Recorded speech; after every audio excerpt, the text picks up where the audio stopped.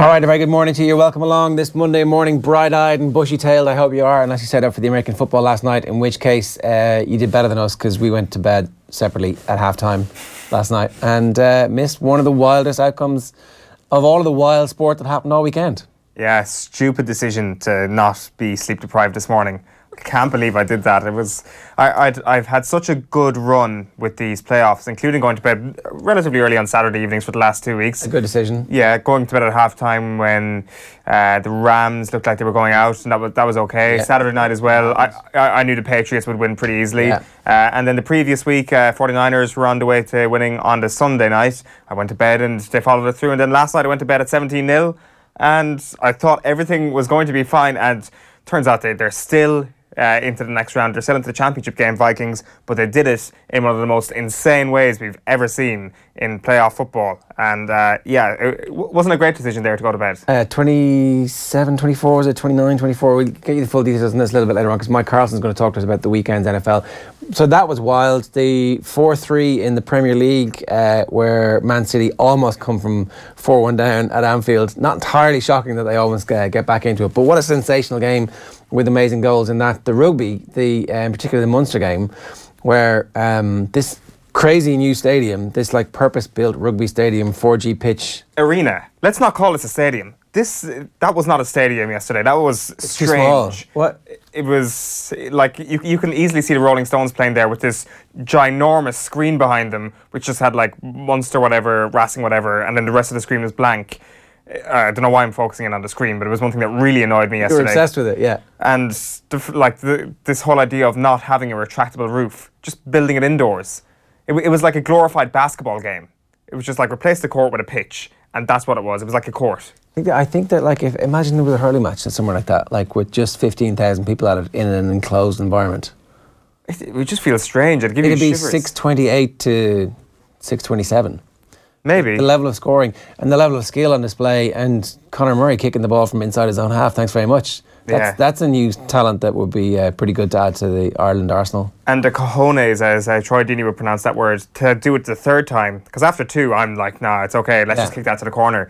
But the atmosphere, people were saying, the atmosphere is great because it's all indoors and the echo. But it sounded terrible. Well, I think that's just the Parisians. I mean, I think that take it away from Paris, posh Paris, and put some other people in there who might make a bit of noise and who care about things a bit more. What about the storied travelling Munster fans? Well, although you did hear the fields echo around a couple of times, and given they were in the vast minority yesterday, it was probably a good result. Leinster took 55 points on Glasgow, but not in front of a full stadium. I couldn't believe there was like 2,500 spare seats. Yeah. Like, this is one of the most entertaining teams in world sport at the moment. Certainly one of the most entertaining rugby teams.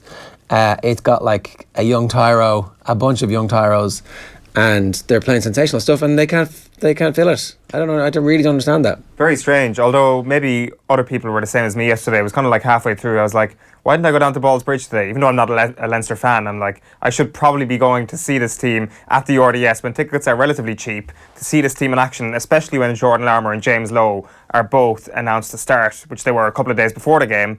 You should be buying a ticket for this match. So even as a neutral, I regret not going. But at the same time, would have missed the main part of Liverpool Man City, and would have missed a cracker in Paris yesterday as well. So actually, I'm pretty happy sitting on the couch all day. You can go to the pub or stick it on your phone. Right, some of the sports news from around the world in case you missed it and you went to bed a little bit early. So Liverpool beat Manchester City. They held on to win 4-3 in that game. Absolutely cracking goals. Oxlade-Chamberlain's was brilliant. Firmino's was brilliant. Mo Salah's was pretty sensational.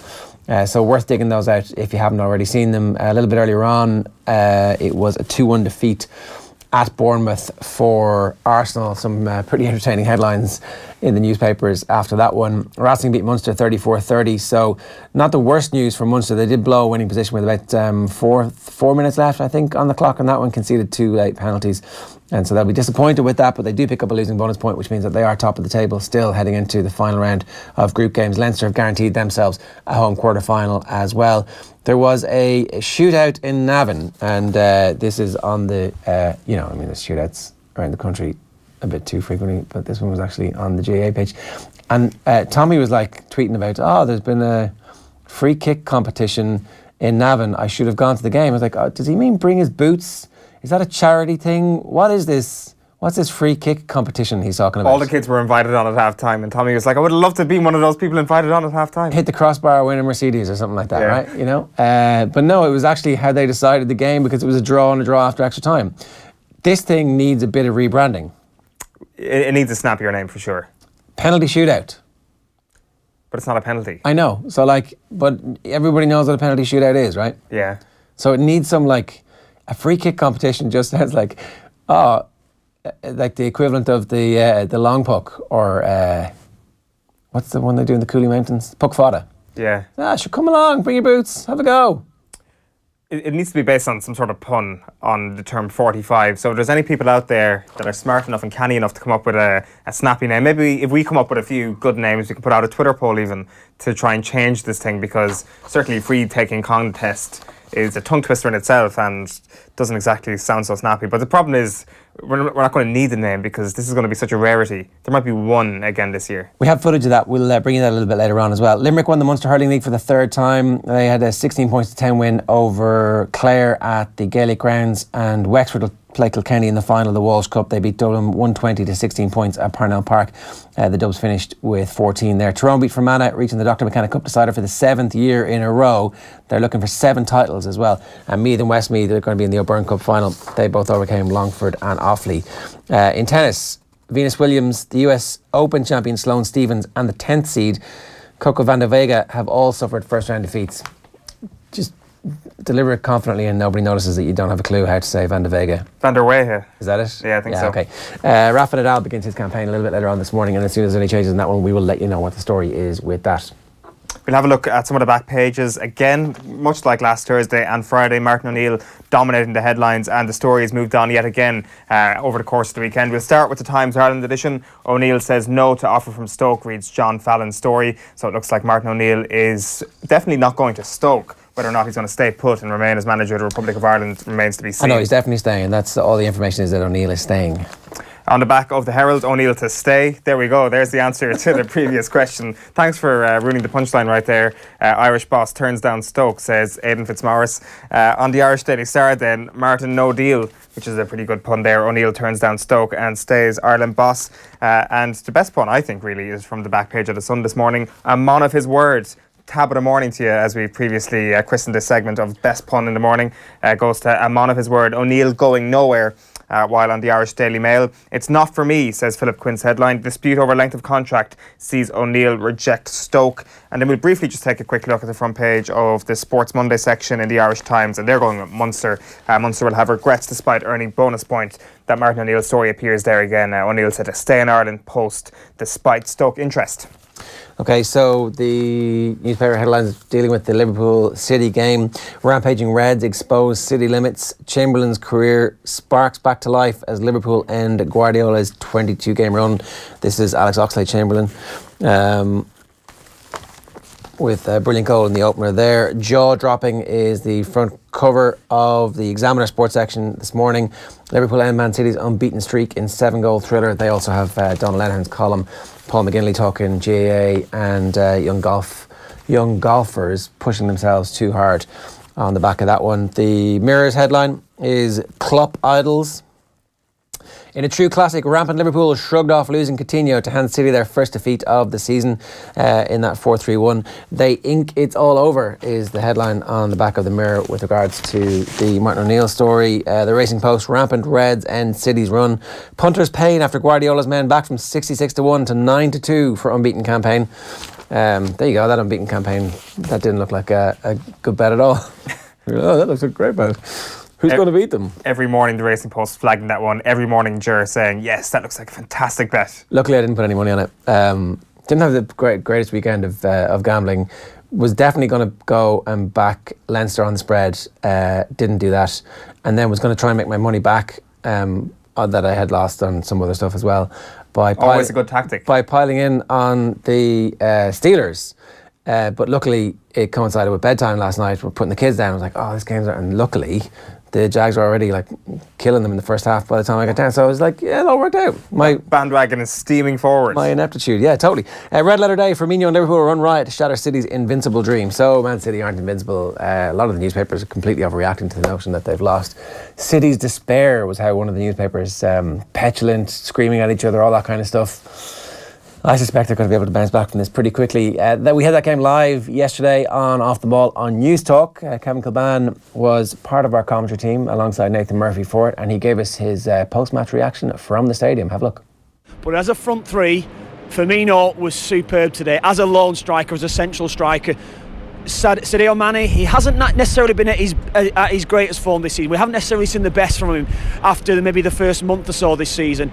That has been a player for Liverpool this season that there's maybe one or two question marks over him. Today we saw the real Sadio Mane, and of course Mo Salah, top scorer for Liverpool this season. Superb again today. A brilliant finish from him in recognising that Edison was off his line today. And I think overall, Liverpool's front three, I would say, and I am judging it probably today and maybe before the game, pre-match today, I think Liverpool's front three are better than Manchester City's front three. Yeah. Oh, Liverpool's front three better than Manchester City's front three? I think they're on a par, yeah.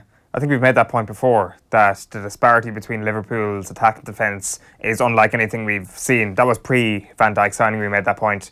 Because they are on a par with Manchester City's front three. I don't think they're better. I think they are clearly the two best attacks. He also got rid of Mignolet yesterday for that game, which a lot of people were like, and club pre-game was like, oh, normally we would say it's just for this game, but if he does well, he's in for the season. Yeah. Manchester City had 4 shots on target yesterday. They scored 3 of them. Loris Karius is not a good goalkeeper. Breaking news. Yeah, it's hard to find good goalkeepers. It took City a while to find a good goalkeeper, and then he has. Well, at their second attempt, and they didn't hang around with the first guy. No, it's true, but I mean, does Ederson get blamed for the Mo Salah goal? I think the only thing you can blame him for is the decision. And where's that decision coming from? It's coming from Guardiola and his instructions and his style of play. Of course, your execution should be better.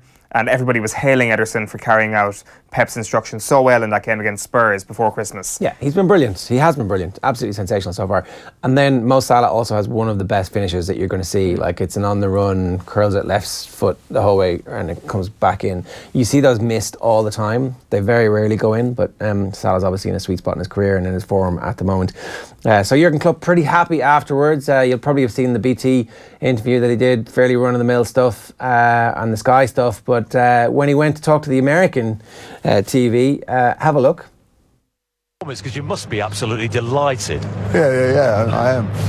This is we're live to the United NBC, States. yeah. NBC, that means my boss is watching it. Yeah, exactly. Jumping up and down. So you cannot have a look at this game in different ways. You can look at it as a manager and say, okay, we could have done this and that better. Or you have a look at it as a football fan and say, what the fuck was that? They were unbelievable. Though. It's we just apologise for the language there. I thought in America it's okay. In England it's yeah, America, the one football culture, TV culture where any kind of swearing, everybody gets fired. That whole team, you're never going to see that crew again working again. Yeah, Arlo White, a friend of many people who don't have Sky Sports in Ireland, of course, because if you happen to go on to any online websites to try and watch the game, you will be greeted with Arlo White and Lee Dixon invariably. So hopefully he keeps his job, young Arlo. Lee Dixon's pretty good, apparently. I actually really enjoy him, yeah. I think he's very good. I think he's actually almost a bit better in that role because there's no British people watching him. Arlo was the interviewer? Yeah. Okay, he's the host. With the commentator, yeah. The commentator. So he does all the pitch-side stuff, and okay. I presume the studio guests are back in New York or wherever. Oh, they're in London. Are they in London as well? I think Gary Lineker's involved. Is he? I've never seen Gary Lineker involved with NBC on a Sunday anyway. Used to be anyway. Maybe I've just picked the wrong days to be watching it. But Arlo does that great American thing where he's chatting to Lee Dixon on the sideline and then just gazes into the viewer's soul, kind of like they do on Butch Harmon on Sky Sports Golf, of course. Alex Oxlade-Chamberlain's playing out of his skin, showing probably how out of touch Wenger must be in the modern game. Klopp also gave the best interview ever after on NBC. So I wonder how many Irish people actually do see this on NBC stuff coming from... I think quite a few. Coming from like the websites who pick it up afterwards, or is it actually they're all watching the game live? Yeah. They're all watching it live. Personally, if I'm on one of those websites, I always click on the Sky one because it's like, oh yeah, I was watching that on my TV. Just in case I'm like, yeah, Lee Dixon's analysis was brilliant on TV yesterday. Wait, what? Sorry, no, wait, I wasn't streaming the game in untoward ways yesterday. I would suspect there's a lot of Irish people who are very familiar with the work of NBC Sport. Noel Cal says, I'm absolutely knackered, but well worth staying out for that Vikings game. Yeah, loads of comments coming through. Keep your comments coming on facebook.com/offtheball or on youtube.com/offtheball as well. And remember to turn on your notifications on Twitter, so anytime that we go live you can get some of our good stuff coming your way. So that performance from Liverpool, obviously one of the main talking points from the weekend's football. Arsene Wenger will be pretty happy about the fact that that game was an instant classic, because they were absolutely embarrassed by the fact that they were beaten by Bournemouth, a team of also-rans and mediocrities, was how I think John Cross in the Mirror put it. Some other stuff that we should tell you about as well. Giggsy has got the Wales job. That's going to be officially announced today. Martin O'Neill, we'll talk a good bit more about that now. Liverpool smashed City 4-3 in the end, with a chance at the end for Sergio Aguero, which flashes past the near post. It's a header from a free kick, and there was some suggestion that maybe it would have been offside and given for offside if it had gone in, but you know, Liverpool definitely leaving things up to chance in that circumstance. And Jose seems to be edging much closer to getting Alexis Sanchez. I don't know if this is just a bit of brinkmanship from Manchester City to test the players' resolve. I don't really understand why, if you're Man City, you're not just going out there and getting Alexis Sanchez and saying, we're building a team who wants to compete for the Champions League this season and the season after, give Alexis Sanchez a 4-year deal, and suddenly the strength and depth that they have, if any of those front 3/4 go out injured, becomes phenomenal. Why aren't City just doing the deal to get Alexis Sanchez, considering he's so cheap? Yeah, I don't understand it, because this whole idea of team chemistry is nonsense, really, isn't it? There's really no suggestion that Sanchez is going to disrupt team chemistry just because whatever these perceived flaws in the team chemistry at Arsenal are. The only reason that there's flaws at Arsenal, or we perceive them to be flaws inside the dressing room, is because Sanchez wants to get the hell out of there and he wants to join Manchester City. Alexis Sanchez will be delighted to be in that City dressing room. He will probably improve relations between players in that dressing room. Also, as amazing as Leroy Sané is playing right now, he's looking around and he's seeing suddenly he's got competition with Alexis Sanchez. Sané is one of the most comfortable people in that team. I don't want to say he is comfortable, because nobody's comfortable in that team, but certainly Sané is one of the first names on that team sheet at the moment, just as a result of the people who are competing with him in that position. Alexis Sanchez is in there, and then suddenly Leroy Sané is like, whoa, hold on a minute, I've got to hold on to my position and play really, really well. Also, City are on for the quadruple. If they've got Sanchez in their team, they will probably, they will be able to field an unbelievable 11, regardless of what competition they're in, regardless of how much rotation they put in the FA Cup or the Carabao Cup over the next couple of weeks. He would be a brilliant signing. I don't see why City don't just stump up 30 million right now. And you're also giving Jose the opportunity to get a player who will inject that into his squad and help just maybe change the dynamics that they have at the moment. Because obviously there's injuries and there's a lack of form, particularly when it comes to whoever is going to be the out-and-out striker, and more than likely it's going to be Lukaku for the vast majority of the season, with Zlatan whenever he's fit coming off the bench. But suddenly if you add in Alexis Sanchez to that, and you see the influence that he might have on some of the younger players who are starting to play really well, then why would you give Manchester United the opportunity to get a little bit closer to you if you're Man City? Yeah, I'm not sure if that's... like you're spending 100 million to deny them. No. I do think, though, if that's your number one motivation, there's no point signing the guy. I think City have to sign the guy because he's going to improve the squad, which I think he will. If they're signing him just for a bit of anti-brinksmanship to stop Manchester United getting their hands on this guy... that works. Maybe. I'm not sure. I don't think that's going to be a factor anyway. Like, himself and Pep spent a year together at Barcelona. It was a successful year as far as I recall. They like each other. There was no big falling out. He wants to work with Pep. Pep probably wants to work with him. He's 29 years old. There's a lot of people who are 7-8 years younger than him in that squad. It's all I can see is benefits here for Manchester City. Like, regardless of Manchester United being interested, sign the guy. Pay £30 million. Sign him this week. Yeah. When you consider how much Arsenal spent on Lacazette, was 56 million? 50 something, yeah. 59? Was it 59? Something like that anyway, something ridiculous. It's like, yeah, I'll take Alexis Sanchez for half that price. And then Arsenal are going to go into the market for Malcolm now, this kid, 20 years old, which means in 4 years' time, maybe a contract and a half with Arsenal, he'll be ready, moulded perfectly for Manchester City to swoop right in and get him for whatever, 40, 50 million. Well, it'll be one contract that they'll let run out and then suddenly he goes for nothing, or he's 20 now, so it'll be, what, a 3-year contract? It'll be a 4-year deal. He's 24. Just 4-year peaking. deal, perfect, yeah. I would say a 3-year contract, then he runs down 1 year, the next deal, so they actually get 50 mil for him. The other big story of the weekend, obviously, is the Martin O'Neill. Will he, won't he? No, he won't, because Stoke don't want him. Oh, wait a second, Flores doesn't want the Stoke deal. Ooh, Martin O'Neill's back in for it. Ooh, actually, you know what? Martin O'Neill says no. Stoke, I think I'm going to stick with Ireland. What does Kevin Kilbane make of it all? Have a look. I just think the lack of clarity that's come from probably any side, I think that's the thing that maybe that grates on me a little bit, I suppose. But I think overall, Martin O'Neill, if was he talking to Stoke City, and if he was, then you would have to say he isn't going to say anything. He doesn't need to say anything. He's not on the contract. He doesn't have the obligation to say anything. So the serious questions, I feel, would have to come from the FAI regarding this. He's now made it clear that he's now committed to the Irish job. That's where he sees his future going forward, and I think there are various maybe people that are suggesting that he has real optimism about going forward with the young group of players that we have coming through to the squad. But I mean, I think that's a big ask, I think, for a lot of the under-21 players to really step up. So we'll see what happens there. But I think in general, I don't know, I still feel there are serious questions to be asked. I really do, and I think they'll be asked this week. We'll see what sort of message comes out from the FAI and from Martin O'Neill himself, and then we can maybe re-evaluate it then once those statements have been made.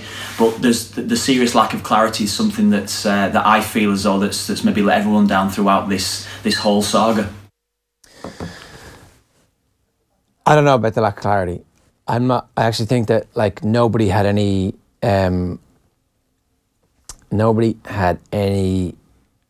way of working this that was straightforward. That this is a job offer. You have a candidate who has come to the end of a particular period of work, and everybody's just having a bit of a breather and going, oh, we think we want this to continue. You think you want us, we think we want you.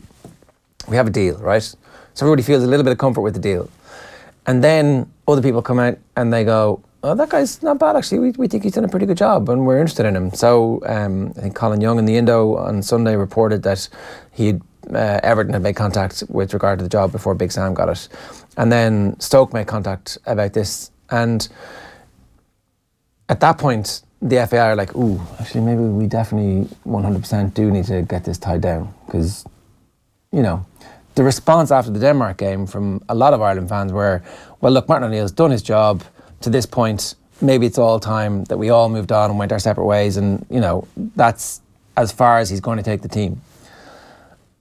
So I don't really blame anybody here. I just think that there's a reality involved in football in particular where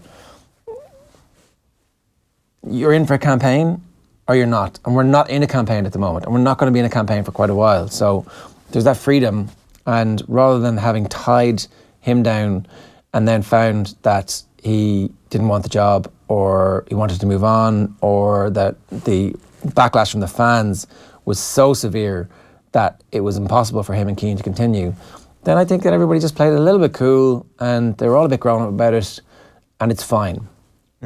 I think the point about lack of clarity is, I was going to pick Kev up on that one as well, just because you never really see clarity with these situations anyway. Was he expecting some sort of FAI statements constantly to give regular updates in the situation? We never see that anyway. We never see a constant stream of information from the club he could be going to, or the organisation he could be leaving. So maybe clarity, he means something different, that we're not quite sure what the situation is with the contract. I'd say that's probably what he means by that. Is there kind of a bit of a situation here where we're starting to think that Martin O'Neill, because of the fact he's being linked with these clubs, and you mentioned Everton there, are we starting to overrate Martin O'Neill a little bit? Are we saying, right, he's being linked to Premier League clubs, wait a minute, we should be more appreciative of the situation that we've had for the last couple of years? I'm not sure. I think there is a little bit of that. I also think the Denmark game has been moved into the status of caveat at this point, as in people don't really see Denmark, they could be right, but Jonathan Walters was certainly saying that on BBC yesterday, that the Denmark game should kind of be forgotten. Let's just look at everything else. there is that one caveat of the Denmark game, but let's not judge him on that. Well, I think the Denmark game definitely happened, and there were some chronically bad decisions made. Like, the substitutions didn't make any sense. The decision to keep going for it when we're 1-0 up doesn't really make any sense. And yet he put himself and the team put themselves in a winning position with, 93 of the 180 minutes gone, or 97 of the 180 minutes gone to qualify for the World Cup, which I think is really pretty much that's what you can ask for. That's what you can hope for when you're a country like Ireland who doesn't have a bunch of really great players. I think Martin O'Neill's done a reasonable job with Ireland. I don't think he's been a superstar manager. I don't think he's been as bad as any of those people who are making the case that he's been a bad manager are making out. It did feel like it was the perfect solution for him to move on at this point and for Ireland to start again. But now that he's committed to the team for the next 2 years, it's like, okay, that's fine. I can actually happily put the last couple of weeks and go, well, that's just the thing that happens in football. To be honest with you, I think most people will probably share that view, people who are actually involved with the process of signing up Martin O'Neill for these next 2 years, because that's football. That is the business people are dealing with. People will come and go. If Martin O'Neill had done, you're probably right to say, did a reasonable job. If he did an absolutely amazing job, there would be Premier League clubs queuing up left, right and centre to try and get this guy signed up for the last 6 months, since the managerial merry-go-round started in October, November. That's not 6 months, 3 months. So at that point, you're like, fair enough, he's done a great job. Let him go off and talk to clubs. He deserves it. But because he's only done a reasonable job, are we therefore removing the right that Martin O'Neill has to go out and chat to clubs? No. He's well within his rights, particularly because no deal is actually signed. And I don't think it was the worst thing not to completely just nail everything down. I think that everybody was leaving their options open. And ultimately, he's going to stay. Is this a realism check for us? As in, we had this kind of brief moment of Martin O'Neill out the door and we're like, right, who do we get? Paul Clement is the best guy we can get. Wait a minute. Come back, Martin, please. Yeah. There's definitely a certain element of that. Well, I think, I don't know if O'Neill was part of the conversation until it became a possibility that he would take the job. So I'd say there are managers out there who aren't on that list, who, if they were tapped up, you would suddenly be able to get. Mm-hmm. So I think that you never know who's available until suddenly you put the money down in front of them and go, this is what we can give you. Would Paul Clement have even taken the Ireland job? Do we want Paul Clement? Well, no, what I'm saying is that You're suggesting that we would have got somebody better than Paul Clement. What I'm suggesting is we might not have even got Paul Clement. It's possible. Mick McCarthy, I think Mick McCarthy's more than likely going to be the next Ireland manager. I'd welcome him back. That's on you. Right, let's move on. We're talking rugby? Yeah, let's move on and talk rugby. I think Johnny Murphy is on the line. Johnny, good morning to you. Good morning, guys. How are you doing? Would you take Mick McCarthy back as the manager of the Ireland football team? I don't know. He did pretty well, to be fair. I think the only thing hanging over him was probably the Roy Keane incident. Would that be fair to say that? Yeah, pretty big thing. Well, it wasn't. Anyway, I took us down a rabbit hole. Let's not. Let's start with Munster. This team have been brilliant over the last couple of years at grinding stuff out, particularly in the last 5-6 minutes of games. And I guess that's why Munster fans will be a little bit worried when they look at what happened yesterday. There's the brilliant performance from them. There's the attacking vigour. There's the, a losing bonus point on the road to keep you top of the group. That's all the positives. You just would like to see them, if they're going to be the very top echelon of European teams at the moment, be able to grind out that winning position. Yeah, I think there's probably an underlining issue. It was probably spoken about in commentary yesterday when Dunners were speaking, but probably their discipline just led themselves to they get themselves in really good positions, and then their discipline just affects them at a critical moment. Even someone like Pete, which is so unlike him, giving away a penalty for 10 metre, giving away they're racing at a penalty on the halfway line. He speaks to the touch judge, gets picked up on the mics, and then he's marked 10 yards. That's probably, that's 3 points at the end. Then you'd want them to be able to close out the game, but they end up giving away 2 penalties in kickable position. So that's probably the one thing that is probably affecting them throughout the last 4 or 5 weeks. But I think in general their performance levels yesterday were brilliant. You know, I think Ian Keatley had a great game, probably barring that last kick at the end, which put them under a small bit of pressure. I think Chris Farrell played really well. Keith Earls, after being sick for a 2-week period, he's really back flying. You know, not a lot of people know, but he would have lost a lot of weight where he was sick for so long. So, you know, he seems to be really flying again.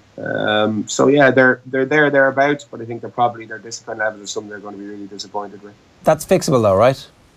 Yeah, certainly. I think there just seems to be a level of frustration in terms of you know, they did so well in the Leicester back-to-back games. For whatever reason, yesterday there just seemed to be a small bit of frustration levels that weren't there, and that just eked out into, you know, killing them when it came to discipline. When you look at the Munster performance yesterday, it's probably fair to say that they left it behind them a little bit with regards to the win, but then at the same time it is a losing bonus point, and the position that Racing were in with a couple of minutes to go when they could have gone for the corner, but mercifully, really, in hindsight, took the 3 points. It is a good result for Munster in hindsight, isn't it? Yeah, you know, look, they're still odds on to get a home quarter final in terms of you know, they're playing Cast, who mathematically are playing for something, but they need they need two unlikely results to go with them. So yeah, I think in the overall context, if the pool that they were given, and if they were going into round 6 at home, top of their pool, they would have taken this. And, you know, given that's everything that's gone on with you know, Rassie and the change, all that kind of stuff, you know, I think they're in a pretty good position. It is a real pity when you look at how well Donncha Ryan played in the game that he's playing for the opposition and that he's not going to be part of the Six Nations squad from an Ireland perspective, because that grit, that grizzle, just that level of knowing exactly how to annoy your Munster teammates of everybody, to be able to do that. It's like, geez, it'd be good to have that around, wouldn't it? Yeah, you know, I think you know, he is a big game player in terms of, you know, the dark arts. He certainly knows how to get them done very, very well. And I think, you know, that kick chase off, you know, when they went a couple of points down, you know, with 2 or 3 minutes at the end to get that turnover and win that was just, you know, that was just a moment of brilliance from Dunners. You know, listen to his post-match interview, hearing him say that he really enjoyed it. He actually probably did, you know, in terms of the physical edge and, you know, the competitive nature that he has. He would have really enjoyed going up. He'd lived with Billy Holland for, you know, maybe 5, 6, 7 years. So going up against Billy like that, it would have been a real competitive personal battle that he would have really enjoyed. There's a Dave McIntyre tweet from the weekend. Final thought after a serious weekend of rugby. Tadhg Beirne and Donncha Ryan were the best 2 Irish locks on show. Neither will be considered for the Six Nations. Very hard to justify that. 300 likes for Dave McIntyre. That's unusual. But it's true. Like the Tadhg Beirne, everybody was raving about his performance. Like the full gamut of all the skills on display. And like, we're a really small country when it comes to this kind of stuff. And I understand the rationale behind it, but Tadhg Beirne might be in a slightly different position because he has committed and he is coming home. So he might be thrown into the mix during the Six Nations. He could be in the extended squad purely because of what's coming down the line in 18 months, you know, with the World Cup, that Joe might want him in and around the squad. So he could possibly be in the extended squad just because he's given that commitment. That has happened through a couple of times. I know Niall Morris was in and around the Irish squad when he had committed to come back to Leinster. So there might be a possibility that Tadhg, but obviously Dunners definitely won't be, which is a real disappointment because, you know, he is someone that any team would be very lucky to have. What exactly is it about Tadhg Beirne that makes him such an exciting prospect at the idea of him coming home? What does he offer that's different to the current people involved in the Ireland squad? I think it's his versatility around the fact that he can play in the back row and the second row, and his contact skills in terms of offloading. Just he give him a slight point of difference over other guys in that position. But I do think he is probably a hybrid of, a back row and someone like Donnacha Ryan who can really do the dark arts really well, extremely physical in close quarters. But the way the Scarlets play, he's just improved massively, given the freedom to play and try those offloads. I just think he seems to be a very good all-round player. So overall, Munster are going to feel relatively happy about this and their prospects of getting a home quarter-final, because we just know from the history of this tournament that it's not impossible to win it from an away quarter-final situation, but the difference between a home quarter-final and away quarter-final is very pronounced, particularly in recent years. Yeah, massive. That's everyone's goal at the start of the competition. Get a home quarter-final, put yourselves in to see whatever way the draw goes, see where you are in the semis then. But, I think Thomond Park quarter-final day is one of the best places to play rugby in Europe. So, look, they're odds on. The likelihood is they are going to get you. Be unsure how serious Cast are going to take in terms of the chance of potentially topping the group. They need Leicester to do them a favour as well. So it's highly unlikely, but they might come and try and play. But I think Munster's performance this weekend lends themselves to certainly getting a good victory this week. Yeah, just a quick word about Leicester didn't manage to register a point against Cast, absolutely annihilated. That wouldn't have happened when you were at Leicester, would it? That kind of, let's send out a team who, no matter who they are representing that proud tradition of the club, who don't score. Yeah, no, it's something that, I check the results every single week. I keep up to date with a lot of the past players. Quite friendly actually with two of the coaching staff there. It's bitterly disappointing from a past player's point of view. They just seem to, for whatever reason, they're just not firing, and they're in a position now where a lot of past players are talking about it. Some guys coming out on social media, and which is not, they're not in a good place. I think it's something that should never happen for Leicester as an identity, and to be in a really weird way, and not taking the pressure off my mate, but I genuinely think it's above them. You look at the signings and what's happened over the last couple of years. Just not a whole lot of foresight. One of the big things that I have an issue with is why sign Matt Tamua and JP Peterson at the same time. You're spending, they're your two marquee players. Go buy what you need. You need someone like Donnacha Ryan. You need a hard-nosed second row to be playing week in, week out, and that's what they're lacking at the moment. So. A bit disappointing, but they have to try and fix it over the next few months. Obviously, Leicester have their own set of problems at the moment, but it seems to be a wider issue around the Premiership and their performances in Europe at the moment. And I see Rob Kitson writing in The Guardian yesterday that this could become a wider problem going into the Six Nations, that this symptom of English rugby underperforming in Europe could actually manifest itself when it comes to the England side in the Six Nations, which is great for us to see. But I feel that's a tad bit of an overreaction from Kitson there. Yeah, I think so. I think the one thing you will find about the Premiership and English rugby is that it's a war of attrition, and the injury rates are a lot higher than they are in the Pro 12, and that's just because guys have to play all the time. But the only players that don't have to play all the time are Eddie Jones's top 28, 30 guys, because they have a deal with the PRL. So they're going to get they got a couple of weeks rest over weekends rest over Christmas time. And I think that's, it's not going to be a factor for Eddie Jones. I think he's too smart an operator to let that seep into the group. News this morning that Billy Vanapola is out after getting injured at the weekend. So they're not quite the same team without him.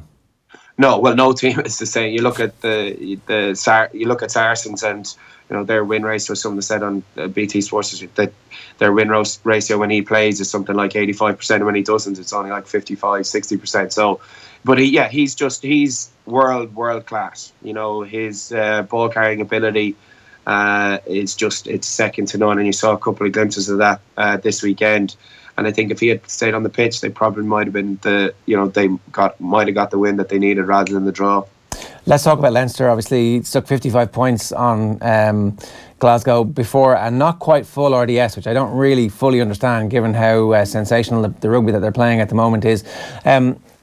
It wasn't really something that they can learn that much from. Glasgow were decent for about 12, 15 minutes, but after that it was one-way traffic. Yeah, they've just picked off where they left off last weekend. They're just on a roll now. The confidence levels are extremely high.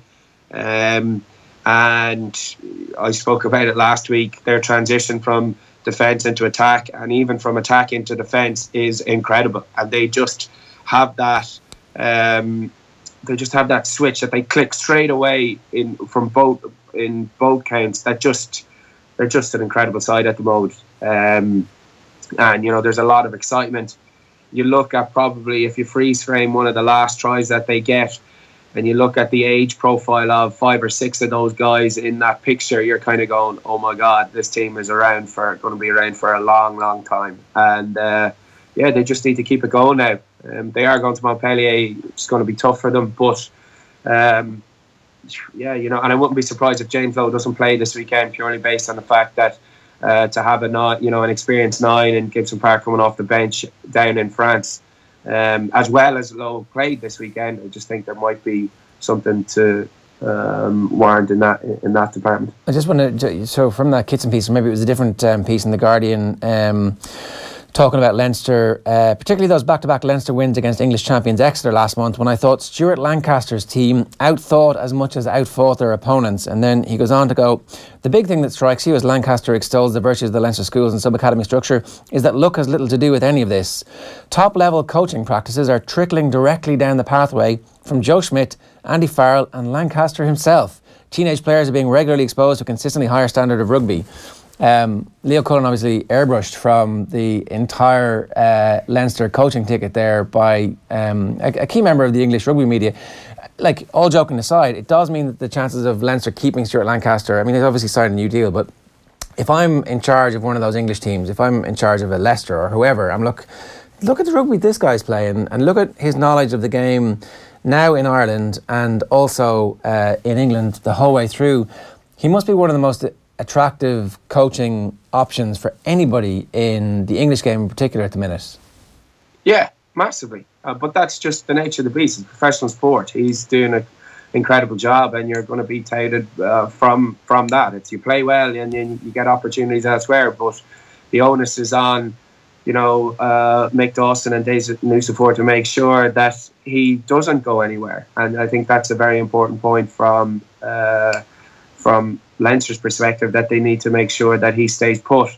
The fact that Leo doesn't get mentioned there, look, he's an English journalist, he's going to talk up his own, that's just the way they are. But Leo is an extremely smart operator, and Leo, having played with him in Leicester, would have picked up a lot from playing under Paddy Howard in terms of developing a squad, because that's exactly what Paddy Howard did. He had probably about 35 to 45 guys that he trusted to go play and win anywhere. And I think that's what Leo has done within the Leinster squad. It's taken a while, but he doesn't care. He'll throw anyone from 1 to 45 in, and he thinks that they're going to perform, which I personally think, having been there and seen Leo and how he was within that group, that has come from something that Leo has been a part of before.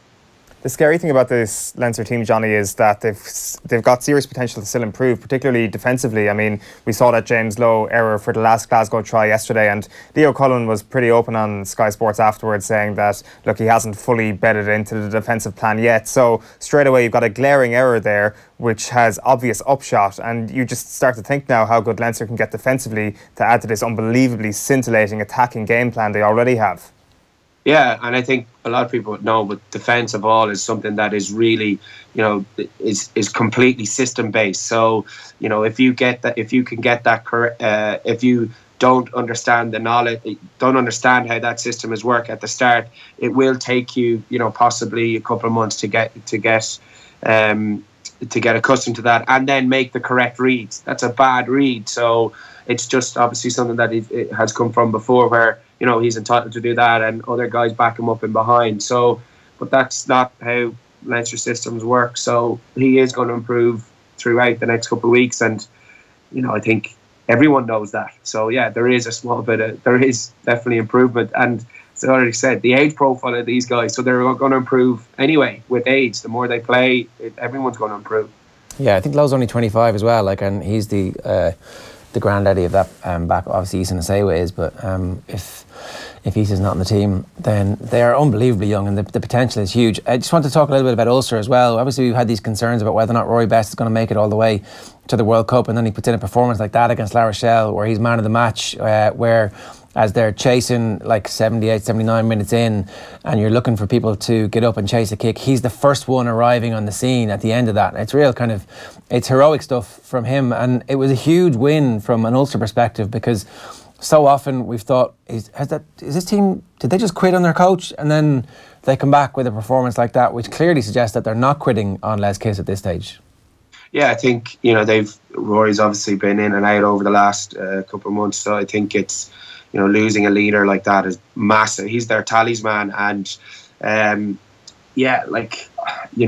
put in a really good shift this weekend. And Best, he's a proud Ulster man, and I think probably what has been said over the last few weeks about questioning players and like that, whether they're giving up on their coach, would hurt guys like that. And I think that was a performance that showed that they wanted to put it in, not only for Kissy but for themselves, to try and shut probably the media up in terms of what they're saying about them. Yes, Stockdale also not bad, and happy to get involved in the scraps with one of those big props as well at one point. Yeah, it's always a good sign when you see a back three player jumping into. But then look, that's a sign of unity. Some guys actually plan some stuff that you kick something off very early to try and intimidate people. Nothing strong, but you have a presence there and everyone's in, and I think it just creates a bit of a sense of unity about the group. Good finish from him as well to get in the corner. There was not that much space, so he brushed off the fact that there was a setback against Leinster where there's a couple of tackles missed, and you're always looking for young players to bounce back from that kind of thing. Yeah, definitely. Look, his finishing ability is never in question, and he's a big boy, so I think probably when he misses a couple of tackles, there are questions asked. But look, he's on a high. He has performed pretty well in a team that hasn't been performing pretty great. He's had errors, and unfortunately in the back three, when you make an error, everyone can see it. So puts you under a small bit of pressure, but good to see him put in another performance this weekend, and good for Ireland going into Six Nations. Was there anything you saw on Saturday that would suggest that all these worries we had around Ulster's pack might now be coming to an end? Obviously, you mentioned Rory Best, and Rodney Ayew made one brilliant carry as well. But when it came to scrum time, it still seems like a bit of a worry, particularly early on in that game, that they're not going to be able to go and have this solid foundation and actually qualify top of this group as a result of that. Yeah, look, there is something that probably they do lack in terms of scrum time. But again, they've been missing Bestie. But yeah, look, I think there is a slight worry over them, and the important thing for Ulster now is that they are still in a position where they could possibly not qualify. It is unlikely, but mathematically, if they went down and had a bad loss over in the Rico against Ross, they could find themselves struggling to get out of the pool. Given that Quins are heading to La Rochelle, that could be any kind of score, because I doubt that Queens are going to bring any of their first teamers over there, given the position they're in. So, they need to back it up now. I think that's something that, everyone has been speaking about. They put in a good performance, or they, drag themselves out of, the abyss in Europe, 2 good wins, and then they have the Interpro Series and they're a bit all over the shop. But they ground out a performance against Munster, and then they've got 2 really bad performances either side of that. So they need to back it up this weekend, and if they do back it up, then you can probably stop asking questions of where they're at mentally. Yeah, and that'll be good, a bit of stability there. We've obviously been doing our depth chart, our power rankings ahead of the Six Nations. Time is ticking on this one, so we're going to look at the centres today to get your thoughts on it. We're going to start with inside centre, and I mean, if Gary Ringrose was fit, this would all be really difficult to decipher exactly what was going to happen. But Robbie Henshaw is our pick for starting at number 12. Roy Scannell, Stuart McCluskey, and then Darren Cave, I think, is just there because we needed a fourth person on the list because there's no way he's getting near that squad after his performances. Obviously, the main issue here is not that Robbie Henshaw, where's he going to start? It's like who plays 12 and who plays 13 when it's him and Bundy. I guess we can have may as well straight look at the outside centre one as well, because that'll kind of give you a sense of where the debate is. Bundy is the clear lead. Gary Ringrose obviously out injured at the minute, and then Chris Farrell I think will have done his case a world of good by getting back into form and playing well, and getting back fit and back into form straight away as well. So really you'd say it's Bundy Aki is definitely going to start alongside Robbie Henshaw. Yeah, I think probably Robbie probably be 12 and Bundy Aki be 13, and then you'd be Chris Farrell be their third choice. But they would be the three now for me that no matter what happens, if one of them gets injured, if Bundy or Robbie get injured in this round, then I would think you'd probably find that Chris would probably either shift into 12 or 13, and Bundy they'd swap around. I just think Chris's performance over the last couple of weeks have put him probably ahead in terms of Rory Scannell and himself, and he's kind of a bit more of a like for like in terms of the way Joe would play Robbie if Robbie got injured. That it's the ball carrying ability and then kind of more offloading. So that kind of option would probably lend itself more to Chris Farrell going straight in at 12. And then leaving Bundy at 13. But yeah, I'd have Robbie at 12 and Bundy at 13. But I'd be swapping them kind of in and around different things for different plays, which is easy enough done in the centre. You mentioned like for like when it comes to Chris Farrell there, and that's certainly true when it comes to a skill set. But does he also provide something different just because of his physique? He looks like a flanker almost. Yeah, he does. He's a massive man, and I think, you saw yesterday when someone so big runs those lines close to the line, and you've got someone who's playing so well like Keats or Johne, they can pick those short lines out really, really easily, and creates a lot of inroads. So he does have a point of difference just given his size, and going to France first up is something that's not going to be daunting to him in any way, shape or form. He knows French rugby so well, so that obviously has another plus in terms of if anything did happen, one of those two guys. So none of those subs are actually going to make the bench. What happens at centre if one of them gets injured in the middle of a game? Is it like does Jordan Larmour make the bench because he can play full-back wing and maybe they think he can play in the centre? I would probably think that it would be Keith Ayres going into the centre. I would have thought they've used that before, and Earlsy's played international, probably a decent amount of international rugby at 13, so that'll probably be the quickest fit. But that would be my choice. But yeah, it'd be a big ask to throw Jordan Larmour in there at 13 if something did happen very early in the game. But Joey Carberry maybe making the bench on that basis. That I don't know. I think you've enough versatility. I think Ian Keatley covers 15 as well. He's played some European Cup games, and I think he's played. I think he covers 15 where he's been on the bench before. So yeah, okay. Look, I think it was probably smart from Leo and Stuart Lancaster this weekend to give Jordan Larmour a bit of a dig at 13 to just try and show here he does play 13 and he does cover, and we're happy enough to throw him in a European Cup game there kind of with 25-30 minutes to go. So yeah, he is going to be talked about in that position, but I just think Earlsy gives you a small bit more experience and the form that he's in. Sensational. Yeah. All right, Johnny, great stuff. Thanks a million. Thanks for joining us. Cheers, guys. Thanks for having me. Johnny Murphy with us this Monday morning. If you want to get in touch with us, you can leave a comment underneath on youtube.com/off the ball, or also facebook.com/off the ball, or you can just tweet us here at off the ball. Loads of comments coming in about that various bits, and we will talk about them in just a little while. Given that the game ended in near darkness, shoot the lights out may have been an apt moniker for the game in Navan. LOL. Smiley emoji. The 45 fire off.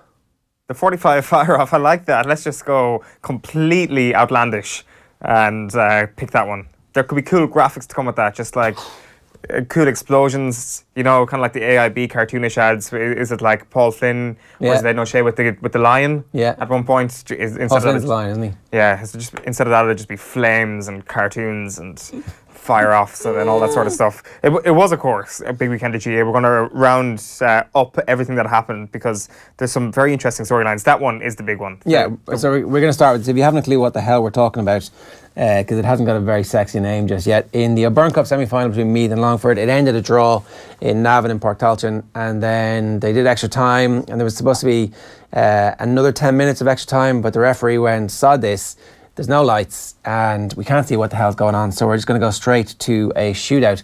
The video here is quite dark, but it's courtesy of the official Meath GAA app, who are working with Sporteego to stream club and county games live for fans this year. We're going to start with Meath's Sean Tobin from the 45.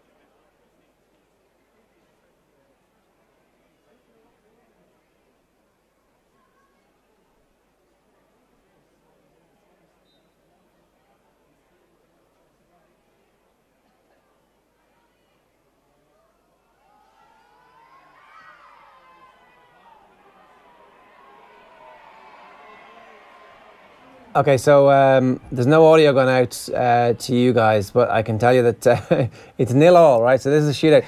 Is this going to last 25 minutes? Is it like... I think 3 minutes. Turn up the brightness on your screen, by the way, is probably my advice. There's another 90 seconds after this, so stick with it, because this is a little bit of history here, folks. And, you know, it's kind of like the Wright brothers' first flight, that grainy footage where the airplane actually takes flight and, you know, gets off the ground and then comes back down. And this is Mark McCabe. Sometimes we don't actually get to see, hey, there's a white flag. We don't actually get to see all the full details, but it will live in GAA folklore, because obviously this is the very first time that we've seen one of these, not shootouts, free kick competition. What, Tommy, you said it was a free kick competition? Yeah? Yeah. Yeah. Well, change that to contest, first of all. It's a snappier word. And here comes another... You can barely make out the colours. Sean McCormack from Longford. He's got white boots. He's going to kick it. Of course he's going to kick it. He's got white boots. Wait. You see, I actually know the result of this, so I can tell you in advance what's going to happen. And sailing over the bar. He does kick it. So that's 1-1, and the tension is mounting as you can see a house in the background there, still with its Christmas lights on. I didn't know the result. I thought there was only 1 point scored, to be honest. So it turns out we've had this is Killeen O'Sullivan. 1 point apiece. What time of the night was this? Was like 12 o'clock last night? Is that when this happened? Because it's that dark. 4:30. This is the big one. If he kicks this, it's a winner, right? Yep. Ponytailed Killeen O'Sullivan, number 22 on his back, steps up, left-footed, not a care in the world, just like he's in the back garden, and swings it over the bar. Beautiful. Meath won 2-1. 2-1. It was after... it was actually a pretty good game in regulation and additional extra time as well. And I think they almost wanted this, because Meath just opened the door right open for Longford to waltz back in. Mickey Quinn scored 1-1 in the last minute, I think, of extra time to force this thing to a contest, a free-taking contest. Shootout. A shootout. The fire-off, as we were just going to call it from now on. So yeah, that was an O'Byrne Cup semi-final, so they're through to the final as a result of that shootout, thanks to Killeen O'Sullivan, number 22 there. All of those people calling for the end of the O'Byrne Cup, now we wouldn't have had a grainy footage of a brilliant 2-1. Was it 5 each? No, yeah, 5 each, so they scored 2 from 5. 30% successful kicks. It goes to show how tough the all 45-metre art is, particularly when you can't see the bloody goals. Yeah, and at the end of the game, of course, they're all knackered. So yeah, so it's going to be Westmeath they face in the final of the O'Byrne Cup. They beat Offaly yesterday in TEG Cusack Park 1-9 to 1-7 was the score in that one. What else happened in the weekend, GA? So the McGrath Cup final was on Saturday. Silverware being handed out for Cork. Stephen Sherlock was the man of the hour for Cork, really, against Clare in Mallow. 3-13 to 3-12 was the final score there. He scored an injury time goal.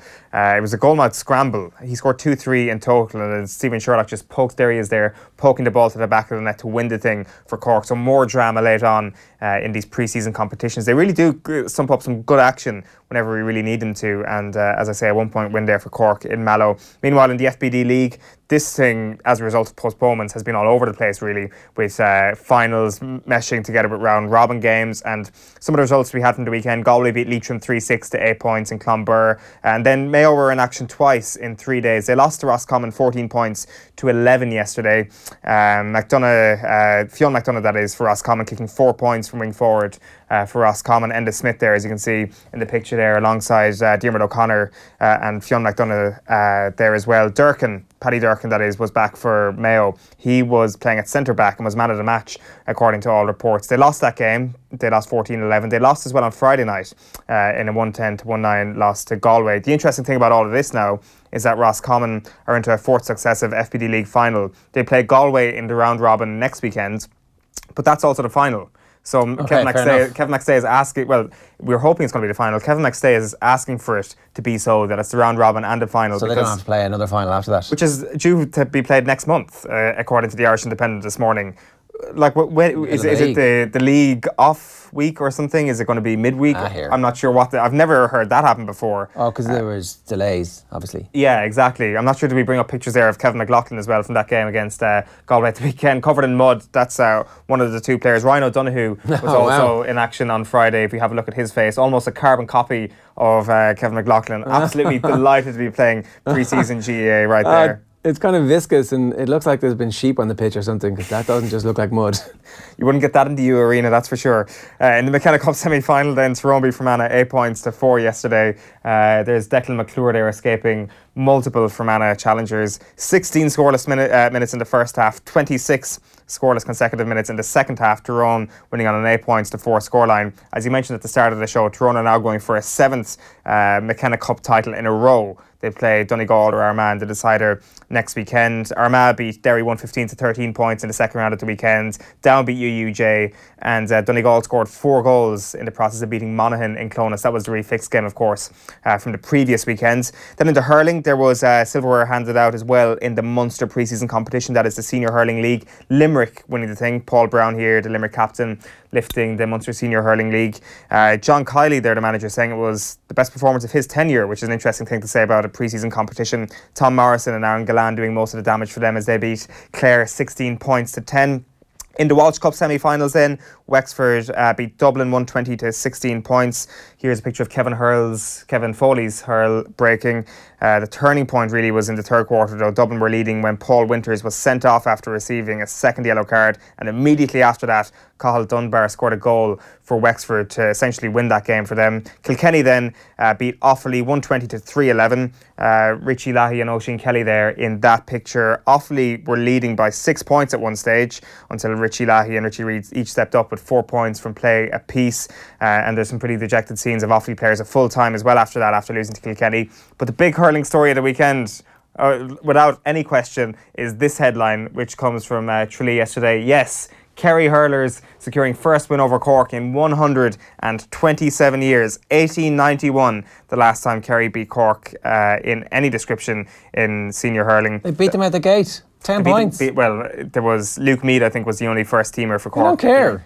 It doesn't matter. Of course, the last time, and now I'm big into my omens, the last time Kerry beat Cork in senior hurling was also the last time Kerry won the All-Ireland in hurling. So I'm not delivering expectations, but the fact that I think they can actually win the All-Ireland this year probably suggests they won't. 433 spectators in Tralee yesterday to watch that one happen. 123 to 113 yesterday, the big result of the weekend. All right. Brian Cody was chatting with Oisin after Kilkenny were in action this weekend. Have a look. Here we are in Tullamore, and I do appreciate your time because the bus is waiting. A good workout today, a good win against Offaly. Yeah, no, it was a very competitive game. Really competitive right up to the very, very end there. We grind out the victory. You know, it was encouraging from the point of view of we had to work really hard to get a result. But I mean, we got the result in the end. But we were really did have to work hard. You had a bit more experience in the backs than you did the forwards. So what were you looking for in the forwards, and did you kind of see a bit more of it in the second half than the first? Well, to be fair, we have quite a good number of players in training, and we're just trying to get game time into as many as we possibly can. And we've been spreading it out over the matches we've had so far, and the same next weekend, obviously. And, you know, I mean, lots of people acquitted themselves very, very well, and our second half performance was better than our first half performance, and we got some good scores. This is the first time we've spoken to you since Michael Fennelly officially announced that he was going. First of all, how big a loss is he? And second of all, how big an influence can he still be? Because people might forget that Michael wasn't an automatic starter when he started in Kilkenny, to work his way to being one of the best in the country and to being, and I know you don't like this term, an undroppable when he was fit. Well, he was an outstanding player, there's no doubt about that. And like you said, I mean, he didn't come on straight away, he didn't make it straight away, but he worked so hard, and he became the complete player, the complete midfielder, and could play other positions as well. But he was an outstanding presence for us, an outstanding leader, and he just had everything that he can look back with massive pride in his career, and with absolutely no regrets, except of course the obvious one, that he had injuries that eventually took his toll on the body. But you know, you don't get players like him coming around too often. And would it be a kind of a good thing maybe for one or two of the young players to have a chat with him and, you know, gain from his experience of having to work his way onto the panel? Yeah, well, I think in fairness, Michael has done that already. When it was with the players, any player who came into the panel, he's always been very, very good with the younger players, and he genuinely talks to them and helps them along and encourages them and gives them that same advice you mentioned already, but it didn't happen straight away for himself, and it's important for lads to realise that. He said to us during the week and off the ball that he had a chat with you last July, and he said, look, Brian, your message is still getting across, your voice is still fresh, we still have incredible respect for you. You might think you're doing the same thing over and over, but you're not. It's still working. How big a boost was that for you in deciding to stay on, or how big a boost was that for you generally for Michael to say that to you? Oh, well, I knew that anyway, Oisin, to be fair. No, I mean, Michael did say that in fairness, you know, and appreciate that. But I mean, I wouldn't be looking for a kind of, I would be making my own decision as regards whatever I wanted to do. And if I ever felt for a second that the opposite were true, there would be no point in me being there. But no, I have no doubts about that score at all. And finally, just before I let you go, TJ out today, what's his situation? Is there any other players who might be on the fringes who might be back sooner rather than later? No, he's fine. He did a good training session last night. He just had a bit of a small setback with an injury, which was very, very slight really, but just building up the training and that. So, I mean, Richie Hogan is working away, rehabbing and stuff, but getting a nice bit of training into him as well. But there's no time frame for when he will actually be back hurling. All right, always interesting stuff really from Brian Cody himself, and Oisin seem to have a really good relationship. He gets stuff that maybe a lot of other people don't. It's just the trustworthy Oisin Langan, isn't it? You would confide in him with anything really. Right, let's move on, because it was a phenomenal end to the weekend's NFL action last night with 2 field goals and a touchdown in the last minute and a half of the game between the Saints and the Vikings, and absolutely wild scenes in Minnesota at the end of it. Mike Carlson, good morning to you. None of us here in the studio stayed up. At half-time at 17-0, you think, OK, I can safely go to bed. I know what's going to happen here. What fools us? Yeah, well, 17-0 was basically when I got home from doing the earlier game, and I thought pretty much the same thing. But as soon as I turned on and started watching it, the game changed completely, and the Saints down 17-0 to the Vikings in Minnesota took the game over sort of in the second half, took advantage of a couple of mistakes. Drew Brees, as he had done the week before, was amazingly efficient on offense. They sort of inexorably worked their way back, eventually took the lead on a field goal. Took the lead. The Vikings came back, and their offense was stalling. It actually looked like the Saints were the better defensive team in the second half. They got a 53-yard field goal from their kicker to go ahead. And then New Orleans, they left New Orleans about a minute and a half. New Orleans came back, and in a minute had their own field goal from 43 to take the lead. And then it looked like they were dead. 25 seconds, starting at the 25-yard line. They only got up to the 39. And Case Keenum, last play of the game, launches one up, nowhere near the end zone. He doesn't have that kind of arm. But Stephon Diggs goes up to catch it.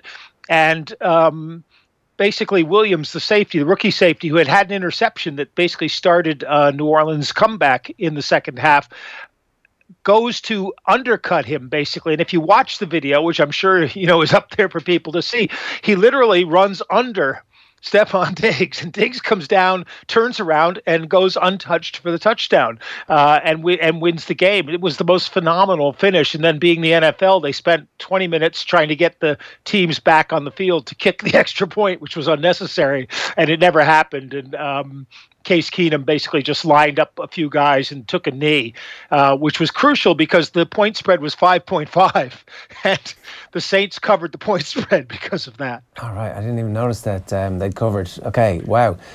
So like billions of dollars riding on whether or not they kick the extra point, yes. And then he decides to kneel because there's no risk of if they kick the extra point and it gets blocked. It's only 2 points, isn't it, for the Saints? It is. Yeah. Okay. So there was no risk of them actually losing the game at that point. But so let's talk about. There's a bunch of different things to talk about off the back of this. Particularly Case Keenum. When the pre-match announcement was made, they had decided that Teddy Bridgewater wasn't going to be the backup quarterback. And I thought, oh, this is interesting. Maybe they've actually decided that if Keenum is in any way not good, that they might pull him from the game. And they got out to such a good start that it was never really an issue. But for a period in the second half, there might have been some doubt. And maybe, just maybe, Sam Bradford might have been in the minds of the coaches. It was in my mind as well, because the interception he threw to Marcus Williams was such a bad decision. He was under pressure. He was falling backwards. He just tossed the ball up in the air in basically the same kind of spot where the touchdown came. But to do that would be such a dangerous thing, both to the team and both to Keenum, if you had to go back to him and let him play again, that I can understand, sticking with the guy who got you there. And as it turned out, fluke or not, it got them beyond. And of course, the backstory of this is that all three of Minnesota's quarterbacks are out of contract this year. So they're going to have a difficult decision to make as to which one or two of the three that they bring back. Is Case Keenum the real deal now? I think I said last week, it's a quarterback's league, and the way you go on the games, predicting them, was primarily based on how much you trusted the quarterbacks involved. And right now you're down to four quarterbacks left in the final four games, who are Nick Foles, Blake Bortles, and Case Keenum, and Tom Brady. And Keenum was a journeyman, basically. He had a really good season on a team with a really good defense and a really good line. His receivers Adam Thielen made a tremendous play that set up the field goal that put them ahead. So he's the kind of guy in the NFL traditionally you're always going to want to try to improve on. You're probably never going to be happy with him as your starter, and whether it's because he's a smallish guy and the way he looks, or he doesn't have the huge arm, or whatever, it's going to be a fascinating decision for them to make. Whether they try to keep two of the three guys, who becomes the number one, if they try to have a battle, and of course they're probably going to lose their offensive coordinator, to a head coaching job somewhere, Pat Shurmur. I want to pick you up on that point on the quarterbacks there, because obviously Tom Brady is head and shoulders and knees above everybody else, it seems, in the quarterback rankings at the moment of the four remaining teams. But at the same time, it seems if one team is going to stop them, it's going to be the Vikings, because of that potential home field advantage in the Super Bowl. That's going to be, that would be huge, and they've got to get past Philadelphia first, and that quarterbacking issue was the reason why Philadelphia were underdogs at home for the first time of any top-seeded team, and they match up. They're very similar, Minnesota and Philadelphia, kind of good but not great offense, especially with Nick Foles running it, and really strong defenses. So either of those teams are probably going to be, in fact, all three of these teams, depending on how you rank defenses, these are probably the three best defenses in the league, plus New England, who are by some metrics the best offense in the league. So it's going to be a tough haul for New England, and it'll be a real challenge coaching-wise to see if they can continue to win games with a defense that, if you look at the statistics, is last or second to last in the league. But if you look at the results, including sort of points allowed, are actually quite close to the top. They and the Eagles had virtually the same statistics in terms of points allowed and points scored this season. But that was the Eagles with Carson Wentz in terms of points scoring, not Nick Foles. Just to talk a bit about Nick Foles. Foles was awful, particularly in that first quarter. He was throwing balls, couldn't throw screen passes, was like throwing it off his receivers. And then suddenly seemed to find a bit of a groove, particularly in that second half where he started to find receivers and started to complete third down passes and look like a serviceable NFL quarterback. How did that happen? He is a serviceable NFL quarterback. He's got limitations. The main one of which is that he's kind of slow. The time between seeing and then getting rid of the ball is long. What they did was go back to elements of Brian Kelly's offense, their previous coach, and they were using something that's called a read pass option. Kelly did this at the University of Oregon, and his quarterbacks were primarily runners first, including Marcus Mariota. What was happening was they were giving him a very easy decision to make. Move toward the handoff to the running back. Watch the linebacker on that side. If he comes toward the run, throw the ball to the receiver who's coming behind him on basically a slant. And he was throwing a lot of easy slant patterns to receivers who weren't tightly covered. And it worked like a charm. It was actually perfect. And I think what that does, it's not only efficient for your offense, but it gets his confidence up to the point where he can make other plays. And if the Eagles, probably if Jay Ajayi doesn't fumble on the first series of the game, the Eagles probably, go off with a big lead there. And Atlanta, if they don't get the turnovers, probably don't score. I mean, they only scored off getting great field position on turnovers, only got 10 points, and their defense actually played pretty well in only allowing 15. Okay, so the RPOs make a lot of sense for turning Nick Foles into a serviceable NFL quarterback. But how the hell does Blake Bortles turn to somebody who can go through 4 separate progressions and then finally find the out to TJ Yeldon at like the key moment of the game? Bortles is probably the most frustrating guy to try to analyze. You mentioned screen passes. Last week, Blake Bortles was missing 4-yard screen passes by 3 yards, and seems to have trouble with that. I think Bortles. I hate to say, I hate to try to be an amateur psychologist and say Bortles, as he gains confidence, as he makes a play, then goes on to make others. But they certainly were doing a really good job of mixing things up for him, which is something, having done Jags games every week this season, when they come out and mix it up, in other words, don't hand the ball to Leonard Fournette on first down, hand the ball to Leonard Fournette on second down, make Blake Bortles throw on third down and long if they've stopped him. Bortles becomes a lot more effective off play action passes. In other words, faking the run. He was running himself a little bit, which is what he did last week and was very successful for them. He still didn't have a great game, in terms of statistics and all, but he did what they needed him to do. And again, the Jacksonville defense provided 1 touchdown, set up another one, and that's what Jacksonville is a defense first team. And the last touchdown of the game for them to Tommy Bohannon, where they run Bohannon as the lead blocker into the line, fake the handoff to Fournette, and Bohannon just run straight through the middle of the field. Nobody's gone with him because everybody assumes it's going to be a run, and he just threw the ball, and Bohannon made the catch. I just thought that was my favorite play of the weekend, really. Yeah, I think we need to be open to the possibility here that Blake Bortles is the greatest NFL quarterback to ever play the game. But if we look at the Patriots on Saturday night, they sacked Marcus Mariota 8 times. It was a playoff record for Patriots. Is that to do with more the Titans' O-line? Do Jacksonville have a better O-line, or is it something that they should be seriously worried about, that this Pat's offensive line, or defensive line I should say, can actually really kill Bortles and he won't even get the chance to prove that he is the greatest quarterback in the league?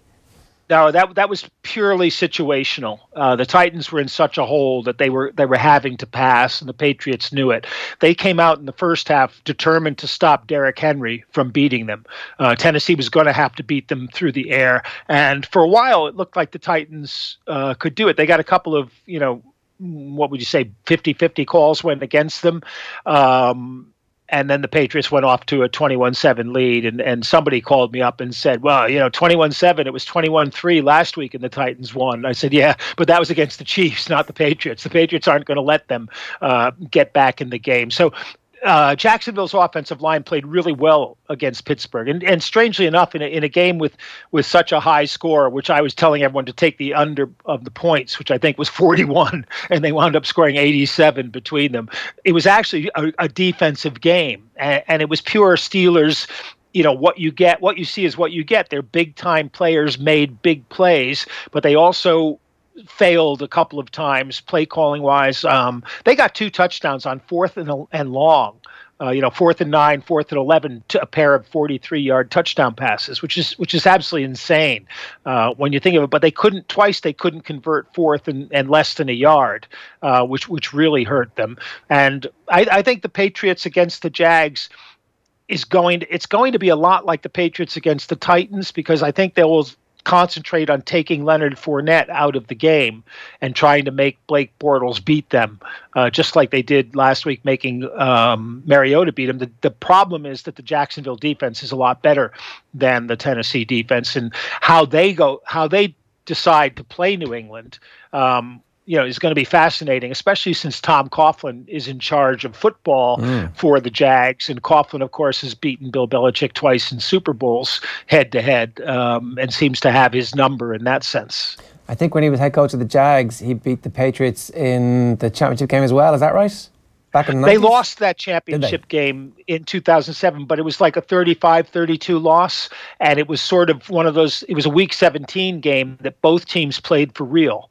And the take that the Giants had coming off of that was that we can play with these guys. They were lucky to beat us.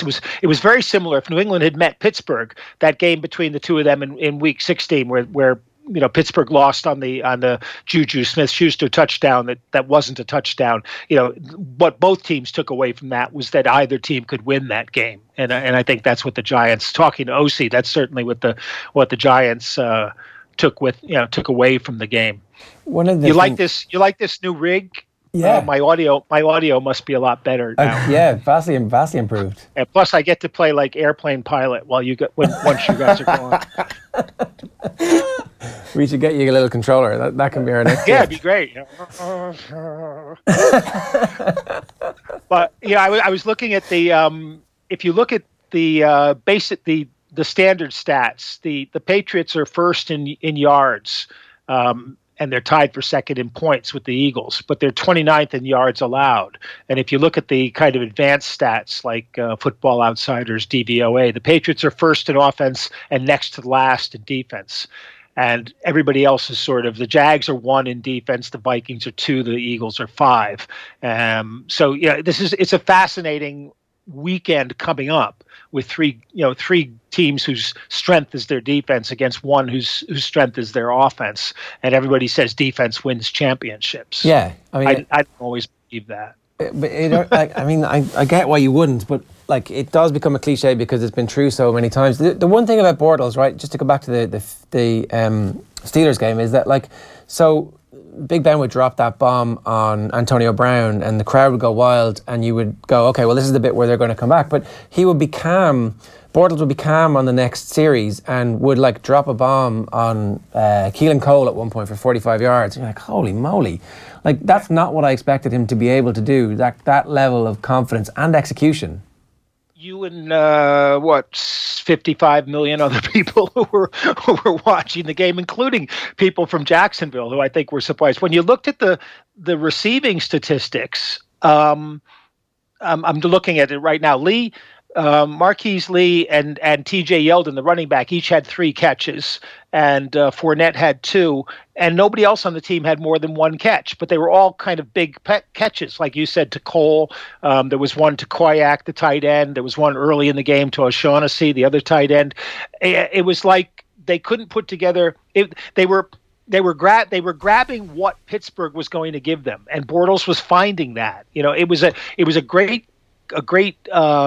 bit of play design, and Bortles had to be able to execute that. And we haven't seen that from the Jags in more than a couple of games all season. And I think that makes them very dangerous for the Patriots. And of course, the reason why people say defense wins wins championships is that over a 16-game season, any team will only face 2 or 3 outstanding defenses. And therefore, their offense can run riot. And when you look at total points and total yardage, that's based a lot on beating the teams that aren't as good as you.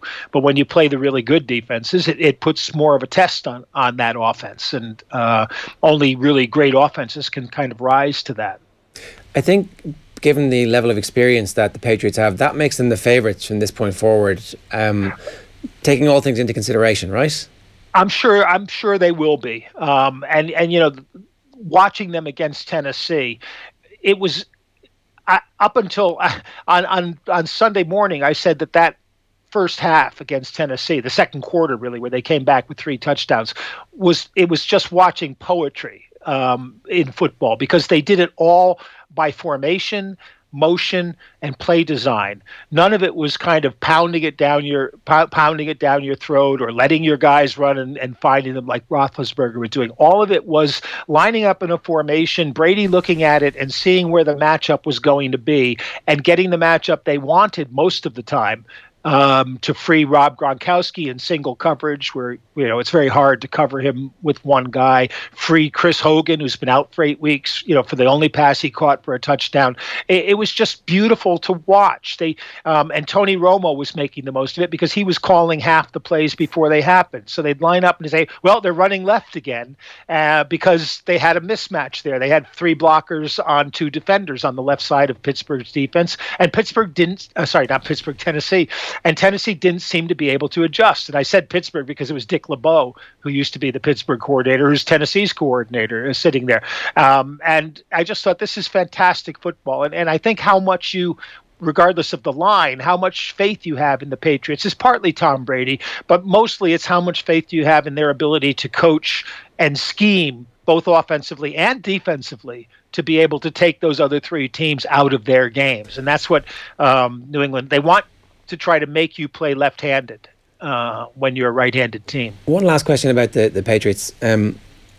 American football is this weird situation where you can go and get a new job while you're still in your current job, and everybody knows that you're going to take that new job, but you still have the biggest games of your career on the line. As far as I know, it's really the only situation in world sport that I can think of where that happens in such a public fashion anyway.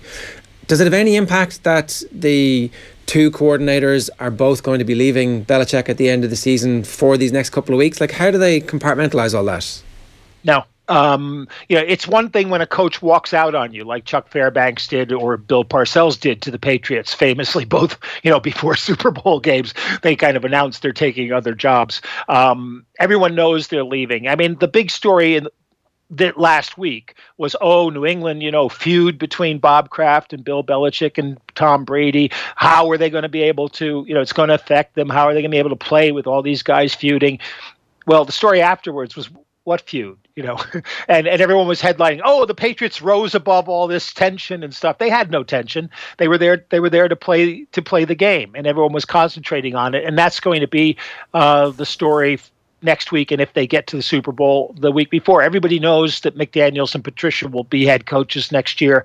Doesn't matter. What it says to the team, I think, is we've got 2 really good coordinators that teams are after as head coaches, and we'll go on and win. The situation's worse in college football in a way, because coaches literally do leave their teams after the season, but before the bowl games. And interestingly, Scott Frost from Central Florida, who went unbeaten all season, and barely made a dent in the national playoff rankings.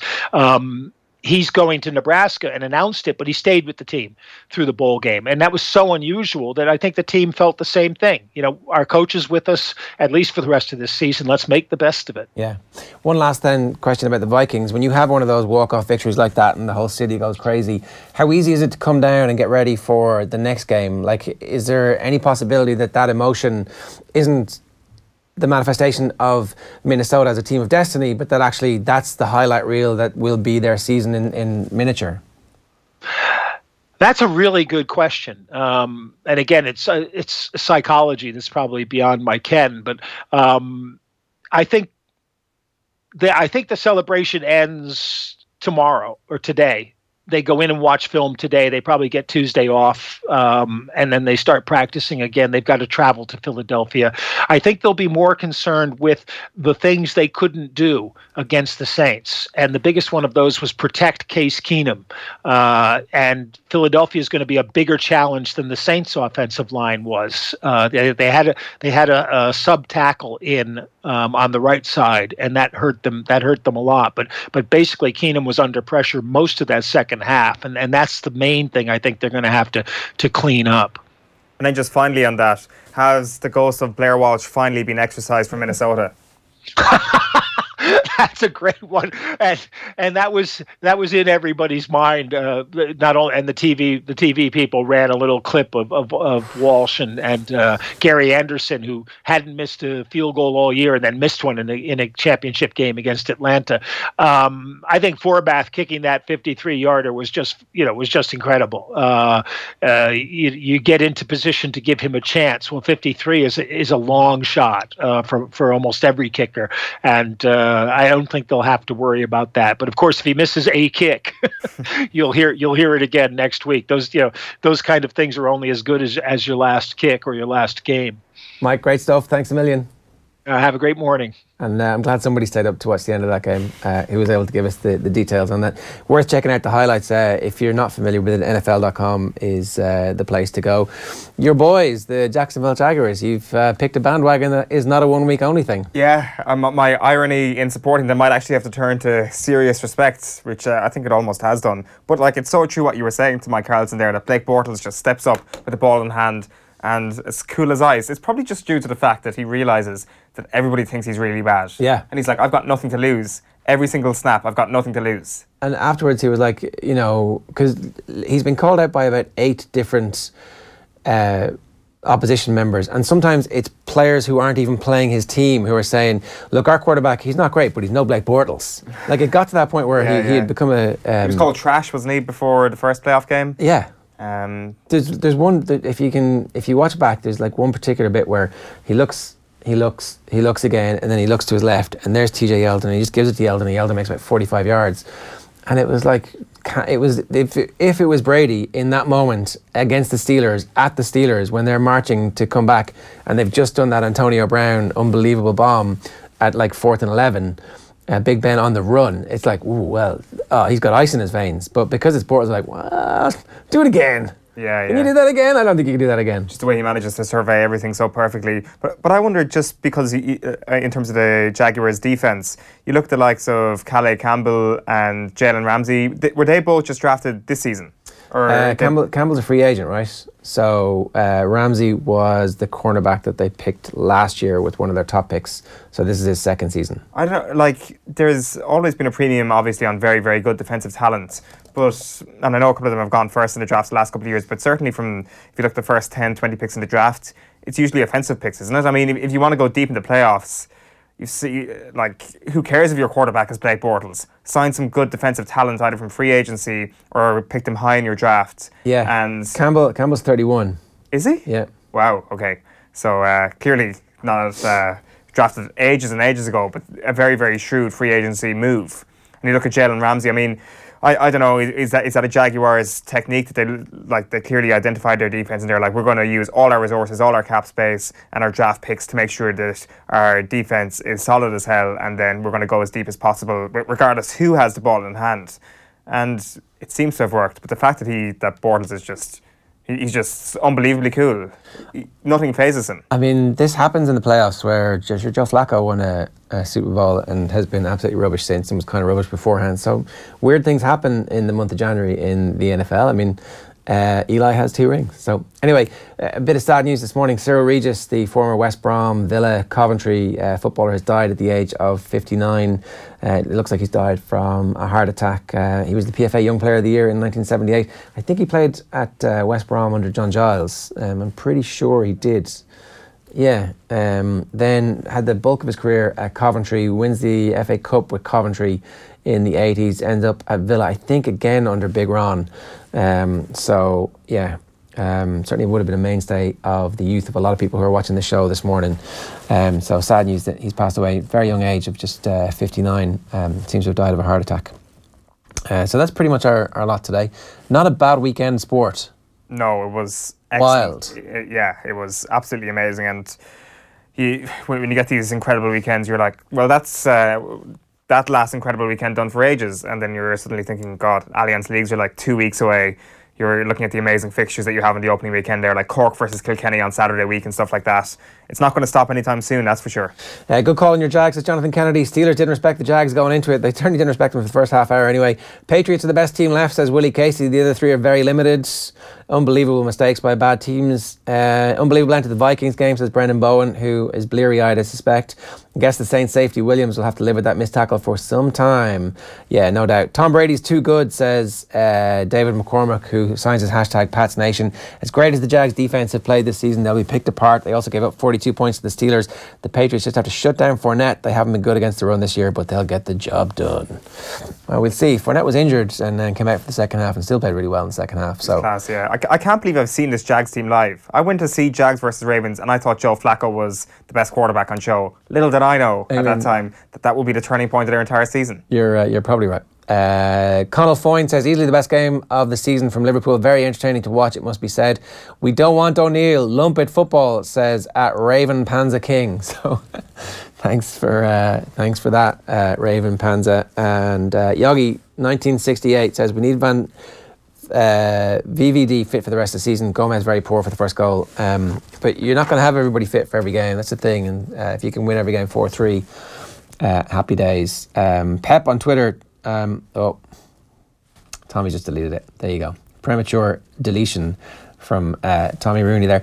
I think he's going to make a huge impact at United as long as Jose doesn't piss him off. He's turned Arsenal toxic, so whatever happens, Arsenal will be better off without him. I can't see how Arsenal are better off not having Alexis Sanchez in the team for the rest of the season. The race for sixth that they're now in on their own. At least Burnley managed to drop points at the weekend too, so they're safe. Yeah, it's a very, very sad state of affairs when suddenly Sean Dyche has come from this neutral hero to somebody that Arsenal fans hate to the extent that they hated Alex Ferguson back in the day. Yeah. Like, screw you, Sean Dyche, you unbelievably nice man. I hope your team fails. We're coming for you. Right, so just so it's stuck in your head for the rest of the day, we're going to play out with the song of the season written by Cork comedian Richie Sheehy. It went viral this weekend. We'll see you bright and early tomorrow morning from 7:45. Good luck. Sala, mane, war Portofino, and we sold Coutinho. But that don't matter at all, actually, because we've got Salah. Aha, mane, do, and Bobby Firmino. But we sold Coutinho. But we've got Salah. Aha, mane, do, and Bobby Firmino. And we sold Coutinho. But we've got Salah. Aha, mane, and Bobby Firmino. But we sold Coutinho. But we've got Salah.